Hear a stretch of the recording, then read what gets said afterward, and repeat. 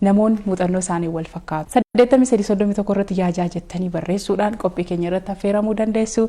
Qophicha kan isin biraan ga'u Anmooneeti Beeksisaati. Kallattiidhumaan gara keessummoota kiyya guyyaa har'aatti isin dabarsaa turtiin keessan wajjiniin haa ta'u. Anaa dhufu. Galatu. Waanuma keessa waan xiqqoodhuman irraa tuqe mee eenyudha keessummaan keenya irraa walaa barrume? Ani Qabbanee Hundeessaan jedhama. Hojjettuu Wangeelaati. Tajaajila. Ayyee. Ani Ingidaa Firsaan jedhama. Ani eegduudha yookiin paastorii waldaa keessaan tajaajila. Itti dabalee sigaa gaa'ilaa wal qabatee waan baay'ee tajaajilan. Ayyee bagarraa gara yeroo jaalalaa keenyaatti nagaan nu dhuftan. Galatoon baay'ee nagammanaa nuti. Waamilee miti kan inni isin argadhe barnoota hedduus namaaf kennitu ofiidhuma keessaniyyuu maatii nama inaafsisanii jedhu yeroo baay'ee akka hiriyaatti yeroo waliin socho'atan hiriyaas fakkaattu jedhu gaafa kaanis obboleeyyanii jarri kun jedhu hojiis waliin hojjetu waan ta'eef garuu immoo dhugaan jiru abbaa warraa fi haadha warraadha. Akkamitti walitti dhuftanime? Akkamitti wal argattanime? Eenyurraa ka'u? Saanurraa ka'u. Bilisummaan mana keessan guutuudha jedhanii haasa'uudha. Egaa waggaa baay'ee booddeetti deebinaa jechuudha. Yeroon isaa ture amma waggaa 30 ta'aniira nu egaa wal fuune. Waggaa 30 caallee gara jeera muraasa booddee gara 31 Caamsaa lama akka lakkoofsa biyya keenyaatti jechuudha. Waggaa 31 ta'an jechuudha. Caamsaa keessa namni waliin fuudhu wal bira yuun bubbuluu jedhama yeroo baay'ee waggaa 30 bulleerra gammanii sichi sanuma jiraanna jennaa gaa akkitti wal barree nuyi barre suni bara dargiiti nuyi baay'ee dargaggoota turre isheen baay'ee xiqqoo turte anis dargaggeessuma ture garumaa inni bara sana amantaan baay'ee dhorkaman eeyyamamu dhossinee garuun kadhanna nuyi namoota adda addaa wajjinii isheenis gartuu dhossamee kadhatamu sana keessa turteetti achuma keessatti wal argine. Wararguu jalqabaa jechuudha. Manuma amantaa keessatti. Mana amantaa keessatti wararguu. Amma deebinee bara yoo dudda duuba deebine kaan maatii wal fuusisee jedhu kaan immoo ofuma keenyaaf wal arginee wal fuunee jedhu isin immoo mana amantaatti wal bartanii jechuudha. Mana amantaatti wal barree egaa mana amantaa keessatti attamii namni nama namaaf hin haasa'u abaluun fuudhi jedhamee hin gorfamu abalutti yeroo jedhamee hin gorfamu numatu wal haasa'atee wal fuudhe jechuun dandeenya akkasumatti qabna. Akkuma amantaa keenyaatti waaqayyoon hin kadhannaa. Waaqayyo immoo yeroo kadhannu immoo gaan keessa keenyatti nagaa nuu laata. Jaalala immoo irra guddeessi. Akka kanattiin jechuudha gaa'eyyee jalqabanuma karaa maatiituun ta'in karuma keenya dhufe jechuudha. Jaalalaaf bu'uurri isaanii jalqaba barbaachisaadha. Haalli namoonni itti walitti dhufanii dhaloota ammaa fi kan keessan kanoo wal bira qabnee ilaalle fardaa fi lafoodhaan waan hundumti isaa haalli adeemsa isaa namoonni jaalala keessa galanii kan hin milkoofne hin jiranii kan milkaa'an illee hin jiranii akkaataan ka'umsi yoo bareede dhumni illee ni tolaa jedhani. Sanii kan inni mee akkamittiin jarri kun egaa waggaa 31 lakkoofsisuu fi kan deemtanii jaalala baay'ee qabdu. Warra wal hubatudha warra waan eebbisee jedhamtu waan ta'eefaniin mee duubni jara kana ka'umsi isaanii maal fakkaataa dhidhuuba isin deebiseeni. Gaa'illi ajaa'iba kan nuti jiru yeroo baay'ee kan nu dubbannu taa'ina dhibaan akka dhuunfaatti durba baay'ee jira hamma kana keessaa tokkitti argatanii garaa ofii keessa ofii guutuu jechuun ajaa'iba. Kanaaf eega wal fuunes mana keenya kan ittiin geggeeffannu jaalaluma sanaa jechuudha jaalala. Hir'atu inni jaalala dabalaa dhuma adeema jechuudha. Amma umrii kanatti illee 30 geenye inuma dabala. Kana gabaabaatti nan tuquu barbaade seenuu meetu. Mee waggaan egaa 31 salphaa miti. Namni jiruun hojiin ni jiraata, ijoollee godhachuun ni jiraata, bu'aa bahii hedduun ni jiraata. Achi keessatti immoo wal danda'uun immoo jabaadha bultii keessatti kana gabal'istanii kana kaastanii barbaadan. Baay'ee namatti tola gaanii akkuma ati jette jaalalli iddoo guddaa akka qabu gaa'ela keessatti bu'uura jechuudha. Qabeenya miti bifa miti jaalalli bu'uura jechuudha.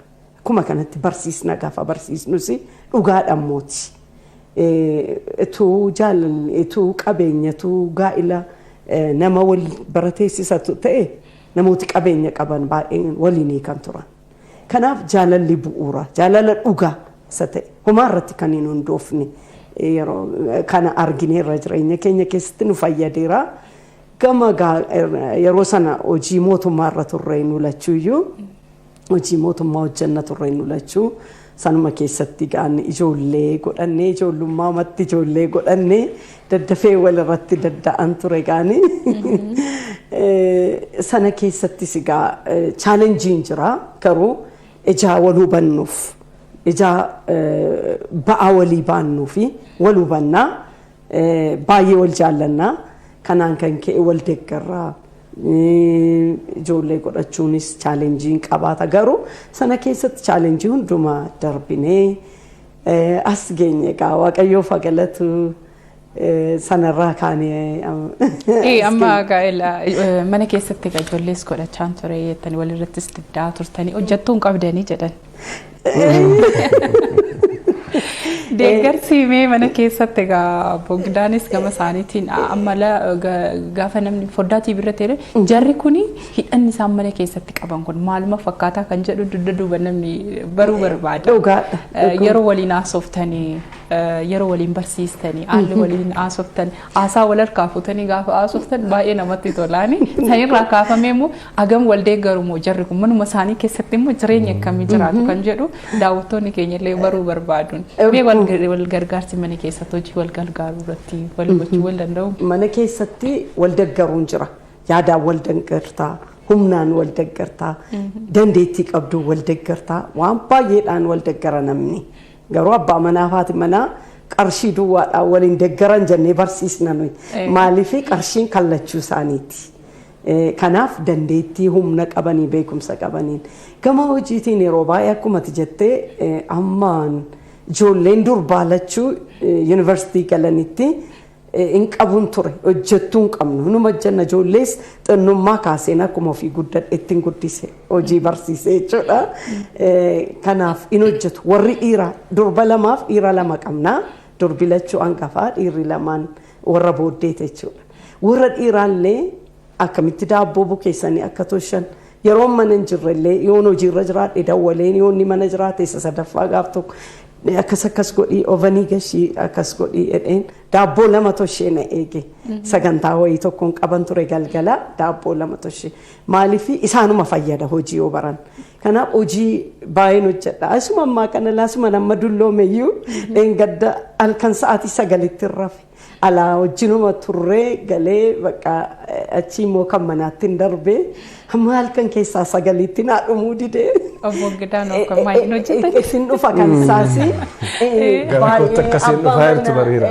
Abbaa manaa gaariidha. Abbaa manaa gaarii waaqayyo naa laate. Inni hojjeta isa dhuguma ga'ee qabannis mana keessa. Ga'ee qaba amma erga ijoolleen gurguddatanii ga'ee tokkorraa fudhatanii malee yeroo ijoolleen hin geenye. Siree afuuna gargaaraa doojii si gargaaruutu hin ta'in akka hojii makooti. Ishoo si ayyuubisa. Hojii masaati laata. Maasitti fakkaate inni akkam akka ta'e hin beeknu dhugaan beekuroo yaadumma taa'ee waggaa dheeraa booddeetti akka yaadnu nu goote wal barree kaanii wal fuunee jireenyuma numa jiraanna kan barbaachisu jiraachuudhuma waan nyaannu qabna waan uffannu qabna. Mana jaarannee hin qabnu mindaa qabna turre inuma jiraannaa manni keenya keessi gammachuudhumaan jiraanna nuyi amma naannoo nu jiraanne kutaa biyyaati waluma fuunee kaanii gabaas waluma faana rannaa yoo si waa bitte sanii isatti waa bitan isa kalloo baadheen duuka deemaa wajjin hin binnaa nama gaafachuus waluma faana rannaa isa ta'u keessa bahee yaanne uffata wal fakkii hodhisiifannee yaadnee miti sitta mul'atu magaalaa xiqqaadha baadiyyaadha. Walii wajjin waan allee akka gochuun kun irra caala akka nuyi wal barru akka nu jaalalli keenya baay'ee gadi fagaatu godheera jechuudha. Yeruma sanaayyuu ka'eeruma mushurrummaa isa jedhamu ka'eeyyummoo an hojii nan hojjedhan hin qabu mana kootii hojjechuun anaaf ulfina. Siree nafaa. Uffata nan miicaa kan si dabalee nan miicaa waan qulqulleeffamu nan qulqulleessaa hojiidhuma isa gara golaa lixanii hojjetan illee rakkina hin qabu shunkurtiin si janan gubu nan hojjedha amma waa tokko yaadachaa ture ishee tokko dhukkubde ishiin Ijoolleen immoo xixinnoo. Ijoolleen xixiqqoodha. Intini maan waxiin daaqoona kajeelchiseetti. Gawas garaatti namni dhukkuchuu kajeelchise. Mucaan sadaffaa reef dhalatee iyyuu ji'a ja'akas. Xixinnoodha waluma irratti hin dadda'e. Amma waa tokko dubbanne daaqoorra kasa gaabirii lama fa'i akkasii baay'ee nan bitee dhaqee bitee hundumaa qopheeffadhee ammas gogaa wajjin irraa baasan miti kanan beeku. Bulluqumatti naqanii seeraan godhanii tuluun afuufanii gogaan isaas nyaatama bakka ta'eeti sirriitti hojjedheeni nayyaadha dhaallichaadha natti fakkaata hojjedhee bareechee fidee keessummootii lama dhufan akka carraa nyaatan isiin dhukkubdii nama qabdanii yoo hojjetee isuma hojjetee jedhanii amanuu dadhabanii keessa ba'anii isa faayyaa dadhama booddeetti deebi'e eegasiis qe'ees hojiin nu hojjenna tarii kana keessa gaa dubartoonni tokko tokko hin jaallatan yeroo dhiirri gola lixu kooreedhuma taa'e. Amma hin jaallatu warri barammaa Amma hin jaallatu. Isheen durumaa kaatee jaallatti. Sararaan hojii kun kan dhiiraa kun kan maalii isa jedhu hin qabnu jechuun barbaade gabaabaatti. Dhugaadha. Akkamtu akkas godhe beektaala hojjettu mootummaa wajjinuma ala oolla lamaan keenya nan dhufaa hojii manaatti hin darbaa. Ijoolleen guddisuun jira hoosisuun jira. Wanta isarratti immoo nan tajaajila waldaadhaas yeroo hojiidhaa dhufu jechuudha. Samanaa dafee fixeen immoo gara waldaattis immoo baay'isas miisiin godhu nan tajaajila. Kanaaf bakka isarratti nan baradha. Distaansiin baradhan ture egaa baadiyyaa magaalaa kutaa biyyaa turre gatii ta'ee fi galgala taa'een qayyabadha. Baay'ee taayitiidha sa'aatii aan qabu. Kanaan kan ka'e egaa wal deggara keessumaa biyya bakkee leenjiidhaaf lama taanee dhanne akka carraa mucaan arfaffaa waggaa 3 walakkaa ture na yaadadha xinnoo Itoophiyaamatti dhiisnee deemne gaafa dhannu kutaa teenyee wal qixxeema barannaa deebinee immoo fiildiirra lama taanee ma bobbaanaa achii dhufnee waan nyaataa dafnee hojjechuu qabna. So kanaaf inni ga'eensa qodaa miicuudhaa fi wayyaa miicuu ture.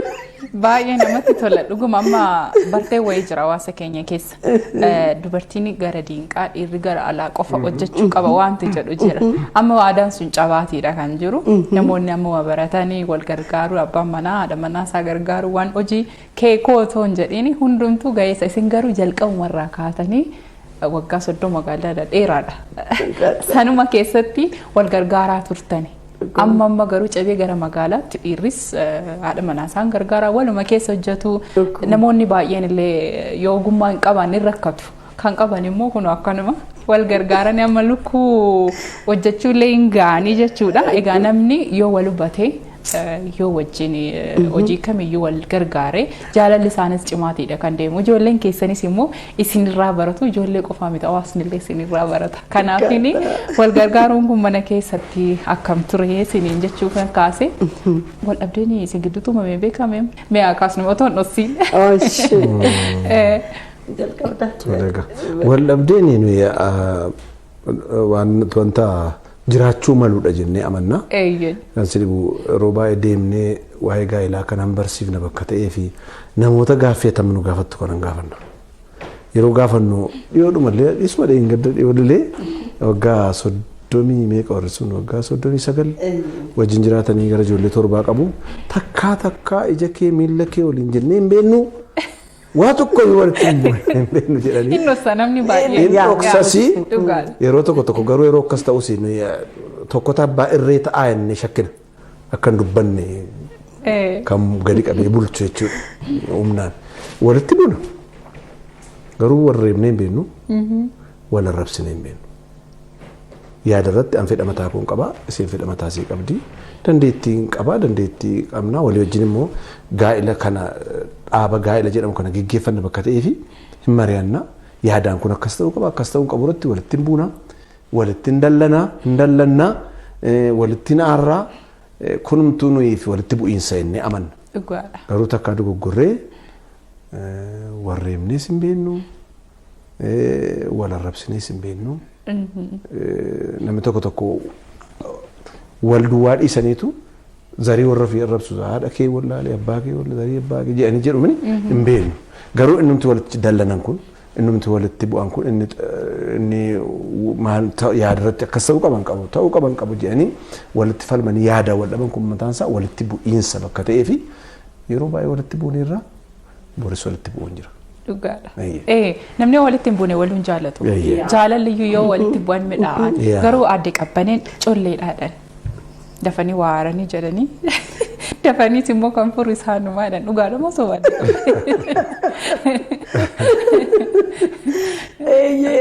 Akkati jette gidaan akkuma amma jedhe bakka maanni walitti bu'uun noormaaliidha. Noormaaliidha. Nuyi kana inni barsiisna. Yeroo walitti buutanii na bararinaa noormaaliidha. Garuu akkaataa isinitti walitti bu'iinsa sana furattan hiikkattantu murteessaadha. Nuyi takkaa waliin oonnees hin beekne.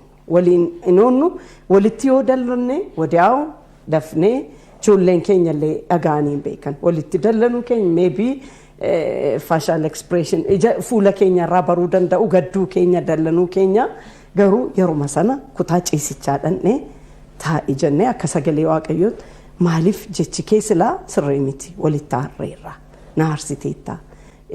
Galmaree wal hubachuu hin jiramne taatee irratti hundoofna malee ammoo sirna harsitee qabbani silaa arraba kee kannaan jettee hin jedhuun isheen hin jedhuun taatee sana wanta sila dubbatame jechi sun hin jedhu isheen isa na yeroo baay'ee akkasii yoon amma inni waan gaarii dubbate fakkaate anatti immoo miidhaa fidee yeroo sana jechi kee silaa akkas sirrii miti. Innis yeroo jilbeenfatee dhiifama na gaafate qaba.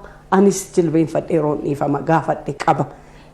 Haasaan koo gaddisiisee haasaan sana gaddisiisee jechuudha.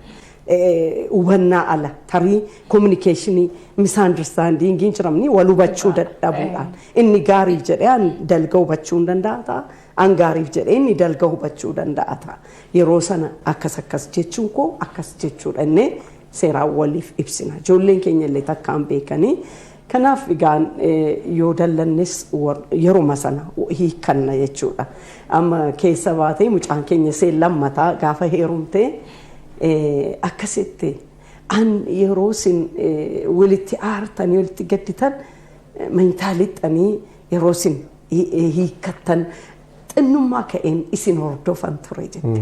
Erga heerumtee nutti isin hin beektanii an xinnummaadha ka'een isin hordofaa. Kanaaf isinirraa baradheera. Baay'ee isinirraa baradheera jette. Namni sagalee keenya takkaan dhageenya fira miti ijoolleen keenya iyyuu hin dhageenya.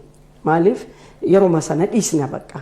Yoo baay'ee immoo na aarsee dubbachuurraa yoon aariira ta'e dhaqee jilbeenfadheen kadhadha. Aarii nama narraa cabutti. Maaliif aariidhaan yoo haasoftee gadheedha. Tun beekinii waan nama miidhu haasa'uu dandeessaa. Kanaaf dafeetan yaa Waaqayyo miira koos naa eegii bakka jedheetan kadhadheen ka'aa narraa badarraan fadheen iyyuu ka'aa. Akkuma kana gaa baay'ee iyyuu wal hubanna Waaqayyoof galatu wal hubanna garuu akkuma inni jedhee an dandeettii mataa koon qabaa inni akkasii fedha mataa koo fedha mataasaa qabaa fedhi suni gaan tokko haa ta'u yeroo tokko immoo in ta'u yeroo innumtu walitti bu'iinsa fida wal hubachuu dadhabu so bakka erga jettee haa ta'u bakka innee maaliif akkas jetteeti jenna. Na amansiisamni akkas yoo goone akkas yoo ta'e wayyadha nana manaa nan dhiisa. Innis an yoo yaada koo akkas jedhee maaliif jette akkasiif yoo akkas goone kana wayya mana keenyaafis kana wayyannee bakka inni tokko gara yaada isa tokkotti dhufa yookiin ana yookiin isa akka kanatti. Baay'ee namatti tola. Anis waa malee hin kaasne yeroo baay'ee bultii namootaas ta'e jaalalli namoota kan inni diigamuuf kan inni umurii isaa gabaabbatu ofittummaa fi wal hubachuu dhabuudhaani. Namni kan koo malee yoo jedhu inni sun akkamittiin ka'ee ta'a wal dhabdeen hin uumamu. Wal dhabdeen sun yoo taa'anii waliin haasaanii waliin wal hubatanii yoo hin furre wanni sun maal ta'a gara badiitti gara waan baay'ee mancaasutti kan inni deemu. Namoonni baay'ee nama wal lolanii yoo abbaan manaa mufatee haati manaa mana gattee deemu abbaan manaa mana gatee deemu yookiin jaarsummaa waliif baasu waan baay'eetu uumama. San keessa ijoolleen jala jiran xiinsammuun isaanii ni miidhama. Sana qabatanii kan guddatan illee ni jiran. Amma ijoollee keessan keessa isin akkasii furattu isin akkasii hin beektu bultii keessa erga galanii tariin namni isaan fuudhe yookiin namni isaanitti heerumetu amala addaa fidee dhufa. Waan haaraa gaafa arganii ani bara akkasitti hin guddanne maatiin kun nama akkasii turanii jedhanii yeroo waliif kaasanillee jiraachuun malaani mee ijoolleen keessan sadarkaan amma isaanirra jiran ofirraa kaatanii waan isaan sanirraa baratanii muuxannoo fudhatanii jiru isaanii keessatti fayyadamaa jiran maal fakkaata? Maatii keenya wajjin baay'ee nuyi xinnummaa ka'anii yeroo maree qabna. Yeroo maree qabnaa yerootti wal sirreessinu qabna. Xixinnoodha ijoolleen shifiidha inneen tuffannu nutti isaanis nu gorsu kana sirreeffadhaa nuun jedhu wal dhageenya ijoolleen keenya nu dhaga'u nus isaan dhageenya akka hiriyaatti ijoollee warra dhiiraas warra durbaas kanaafi maatii keenya keessatti bilisummaa guddaa jira bakka. Wal dhossuun hin jiru. Yeroo ijoolleen dhiiraa gaafatanillee warra durbaa dhufanii nutti himu kana gochuu qabdu akkas gochuu qabdu hiriyaa amma qabachuu qabdan dura barumsa fixuu qabdu jennee gorsinaa waaqayyo isaanii eebbisuu nu dhaga'u baay'ee akkuma sana gaa warri durbaa gaa akkuma sana godhanii amma gara abbaa manaa isaanii dhaqaniiru. Kanaaf maal baratan isatti jetteef hin jedhee baay'ee nu fayyadeera jedhan yeroo dubbatanii yeroo nutti himan isinirraa waan baay'ee barree jireenya keessan jaalala keessanirraa waliigaltee keessanirraa yeroo walitti aartanillee akkaataa isinitti hiikkattan kanaaf baay'ee nu fayyadeera jedhaniiru gaa. Ijoolleen hedduun kan balaan irra gahu maatirra nama biraa amanu hiriyaa isaanii amanu iftoominni hin jiru maatii dhoksanii namoota biroo taasisuu barbaaduun waan itti lolanillee itti fakkaachuu danda'a. Warri dhiiraa akkamimee isin birattu hidhanni isaan faana qaban. Kan si dhibu baay'ee nus fayyadeera ijoollee keenyas fayyadeera jennee amanna birmadummaa garmalee jira mana keenya. Amma akkuma sila jette ijoolleen bakka tokkotti abbaatti illee waa himachuun sodaatu. Fakkeenyaaf hin jennaa barataa ta'e dabtarana jalaa dhumechuu fi yookiin karaa haadhaa deema abbaatti himachuuf lafa tokkotti. Mana keenya keessa wanta akkasii hin jiru. Ijoolleen keenya durbaasii warri dhiiraasii wal qixxeematti ilaalla. Anaaf qabbanee jaallatanii anaan abbaa dhadhanii eekkamanii nan sodaachuu hin jiru wanta akkasii. Keessa baanee waa tokkotti sammuutti na dhufe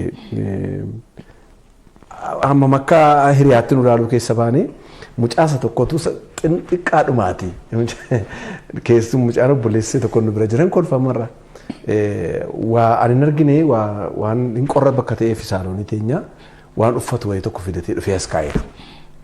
Ani immoo bakka kutaa ciisichaatii ba'eenii uffata jijjiiradhee bijaamaadhaan ofumaa teenya haasa'uudhaa fi as ba'een achuma irratti argee wanta sana fuudhee uffadhee taa'e. Waan tokko hin jennee yeroo gara siin immoo kutaa isaanii qabu kutaa isaatti dhufu narraa fudhatee masokke. Maal taatee jedhee amma gaa akkamiin yaade akka abbaatti na kabajuun qabu sadhu. Si finfinnee ofii fidadhee hin beeku keessa ba'ee amma kanatti illee keessa ba'ee hin beeku. Akka hiriyaatti kan ilaalu. Birmadummaan sun baay'ee fayyadeera ijoollee. Baay'ee nu fayyadeera isaanis immoo fayyada amantii jedhuun qaba. Baay'ee namatti tola dhugaa ammallee umurii dheeraa jiraadhaa jedhaani. Kabajamtoota daawwattoota keenya kan hordofaatiin jirtan yeroo jaalalaa keenya har'aatiin maatii fakkeenyummaa gaarii qaban isaan wajjin turtii taasisaatiidha kan jirru. Egaa seenaan isaanii baay'ee bal'aadha. Kana qofaa miti egaa muuxannoo kan isaanii qofa osoo hin ta'in barnootaallee kan waa'ee gaa'ilaa irratti waa'ee bultii irratti namoota wal dhabanii wal qabate waan baay'eedha kan isaan barsiisanii har'a muuxannoo isaanii irratti dhaabne torban dhufu ammoo waa'ee gaa'ilaatiin wal qabate keessaayyuu tibbi kun tibba gaa'ilaati yeroo namoonni hedduun itti wal fuudhanidha. Gaa'ila dura maal gochuu qabanii gaa'ila booda immoo maal ta'uu qabu akkaataa walitti dhufeenya namootaa bultii namootaa keessatti rakkoolee uumamanii agarraatti mee nama meeqa fa'aa walitti araarsani kana torban dhufu qabannee dhiyaanna aga torbanitti nagaa nuuf ta'a.